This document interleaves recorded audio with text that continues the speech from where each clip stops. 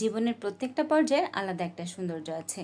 অনেককেই দেখে হতাশ হয়ে যায়, বলে যে আগের মতো আর দিনগুলো সুন্দর নেই, আগের মতো সব কিছু আর ভালো লাগে না। একটা জিনিস চিন্তা করে দেখেছেন কি, আগের মতো আপনি কি আছেন? সময়ের সাথে সাথে সব কিছু বদলে যায়, আর এটাই স্বাভাবিক। আর যদি কোনো কিছু না বদলাতো তাহলে কিন্তু আমাদের আরও বেশি খারাপ লাগতো, কারণ একই জিনিস সারা জীবন একই রকম দেখতে কারোই ভালো লাগে না। আসসালামু আলাইকুম, আশা করি সবাই ভালো আছেন এবং সুস্থ আছেন। দেখতে দেখতে রমজান মাস শেষ হয়ে গেল, আজ চাঁদ রাত।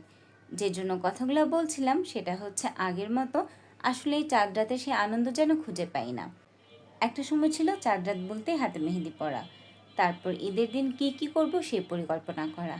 তবে সময়ের সাথে সাথে দিন বদলে গেছে, এখন আর মেহেদি পরার মতো সেরকম কোনো সময় পাই না। তবে সেই জন্য খুব একটা মন খারাপও করছি না, কারণ জীবনের প্রত্যেকটা পর্যায়ের আলাদা একটা সৌন্দর্য আছে। এখন আমার অনেক দায়িত্ব পালন করতে হয়। এই দায়িত্ব পালনের মধ্যেও তো আলাদা একটা মজা আছে, আলাদা একটা আনন্দ আছে। যে কাজটা আমাকে করতেই হবে সেই কাজটা আমি সবসময় চেষ্টা করি মনের আনন্দে করতে বা নিজের ইচ্ছায় করতে। জোর করে কোনো কাজ করলে সেই কাজে আসলে কোনো রকমভাবে সফল হওয়া যায় না, বা সেই কাজে একরকম বিরক্ত চলে আসে। তাই যে কাজটা আমাকে করতেই হবে আমি সেটা খুশি মনে করতে চাই। জীবন সবসময় একভাবে চলে না। খাবারে যেমন ভেরিয়েশন দরকার, তেমনি জীবনেও ভেরিয়েশন দরকার।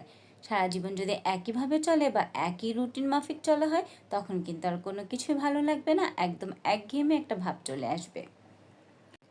আরেকটা মজার ব্যাপার হচ্ছে, আমাদের রুচিও কিন্তু বদলায়।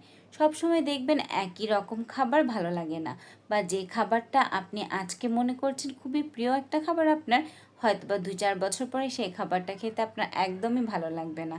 আবার অনেক সময় কিন্তু প্রিয় মানুষও বদল হয়। আজকে আপনার যাকে অনেক বেশি ভালো লাগছে, হয়তো 2-1 বছর পরে সময়ের সাথে সাথে কোনো এক কারণে তাকে আপনার ভালো নাও লাগতে পারে। আবার অনেক সময় দেখা যায় যাকে খুবই অপছন্দ করছেন, তার সাথে কথা বলার পরে আপনার তার সাথে সখ্যতা হয়ে যাবে, আর তাকে আপনার অনেক বেশি ভালো লাগবে। তাই সময়ের সাথে সাথে যখন যেই পরিস্থিতিতে থাকি না কেন, তখন সেই পরিস্থিতিতেই নিজেকে মানিয়ে নেওয়াটাই এবার রমজান মাসের শেষ ইফতারি আজ। মনটা একটু খারাপ লাগছে, আসলে রোজাগুলো দেখতে দেখতে কিভাবে যেন চলে গেল। আর এই ইফতারির সময়টা আমার অনেক বেশি ভালো লাগতো। ইফতারির সময় আমরা যত রকম ভেরিয়েশনের খাবার খাই, এটা কিন্তু অন্য সময় সম্ভব না। আরেকটা ব্যাপার হচ্ছে, এই মাহে রমজানে দেখা যায় একজন আরেকজনের সাথে যে মনের একটা মিল বা এটা সেটা আদান প্রদান, এটা অন্য কোনো সময় খুব একটা হয় বলে আমার মনে হয় না। টুকটাক কাজ করতে করতে আপনাদের সাথে অনেক গল্প করে ফেললাম, হাতে অনেক কাজ রয়ে গেছে, তো আজ আর নয়। সবাই ভালো